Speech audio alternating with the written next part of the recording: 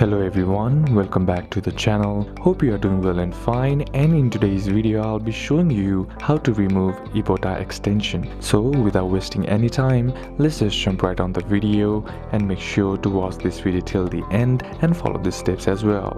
Removing the Ibotta browser extension depends on your browser. To do it, if you are using your Google Chrome, then what you need to do is open up your browser or Google Chrome browser, and then once you are there, tap on the three dot icon, which is generally at the top right corner of the screen, and then once the menu drops down, select extensions, and from there select manage extensions. Now find the Ibotta extension, and then you'll find an option that says remove. Tap on that or click on that. Now confirm by clicking remove again, and you'll remove the Ibotta extension successfully. Now if you're using it from other browsers, simply follow the same steps and you'll be able to successfully remove Ibotta extension. So these are a couple of steps that you can apply, and that's it for today's video guys. Hope this video was useful to you. Leave a like if it did, comment down any questions that you have, and see you soon in the next one.